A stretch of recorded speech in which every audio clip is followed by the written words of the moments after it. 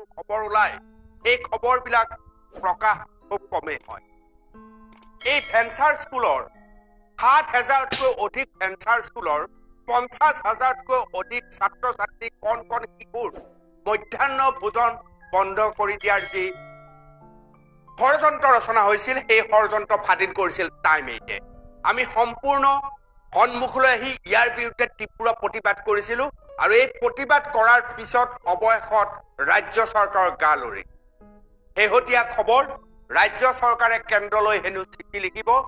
ৰাজ্য চৰকাৰে ক'ব কৈছে এয়া আমাৰ দোষ নহয় কেন্দ্ৰীয় চৰকাৰেহে মধ্যাহ্ন ভোজনৰ এই চাউল বন্ধ কৰি দিছিল এতিয়া ৰাজ্য চৰকাৰে হেনো চিঠি লিখিব যে সেয়া যাতে নকৰে আমাৰ প্ৰশ্ন হ'ল যেতিয়াই ৰাজ্য চৰকাৰ হলফেকত পৰে আপোনালোকে চাব এনে ডাঙৰ ডাঙৰ ইছ্যুত যি ইছ্যুত ৰাজ্য চৰকাৰ হলফেকত পৰে তেতিয়াই তেওঁলোকে কেন্দ্ৰলৈ বলটো ঠেলি দিয়ে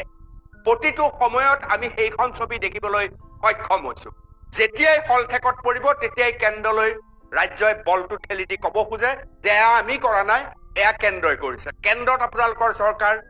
ৰাজ্যত আপোনালোকৰ চৰকাৰ তাৰ পিছতো ৫০,০০০ শিশুৰ মুখৰ ভাত কাঢ়ি অনাৰ চিন্তা আপোনালোকে কেনেকৈ কৰিব পালে সেইটোৱে আটাইতকৈ ডাঙৰ প্ৰশ্ন আৰু এই ডাঙৰ প্ৰশ্নৰ পিছত বহু ঠাইত এই বাতৰি নোলালেও খুব পোনপটীয়াভাৱে ইয়াৰ বাবে ৰাজ্য চৰকাৰ যে আওপকীয়া নহয় প্ৰত্যক্ষভাৱে দোষাৰোপ সেই কথাও স্পষ্টভাৱে কোৱা হৈছিল অৱশেষত গা লৰিল ৰাজ্য চৰকাৰ কি হ'ল মই দেখুৱাব বিচাৰিছো আপোনালোকক শেহতীয়া খবৰ টাইম এইটৰ বাতৰিৰ পিছতে অৱশেষত সচকিত হ'ল চৰকাৰ যেতিয়া আমি খুব পোনপটীয়াভাৱে এই প্ৰশ্ন উত্থাপন কৰিছিলো হাজাৰ হাজাৰ শিক্ষাৰ্থীৰ মুখৰ ভাত কাঢ়ি অনাক লৈ এতিয়া লুটি বাগৰ মাৰিছে ৰাজ্য চৰকাৰে কেন্দ্ৰলৈ দোষ ঠেলি দায় সৰাৰ চেষ্টা ৰাজ্যৰ শিক্ষা বিভাগৰ ক'ত শিক্ষামন্ত্ৰীয়ে এই কথা কৈছে যে এয়া কেন্দ্ৰহে কৰিছে আমি চিঠি লিখিম যাতে পত্ৰ প্ৰেৰণ কৰিম যাতে এনে কাম নকৰে ভেঞ্চাৰ স্কুলৰ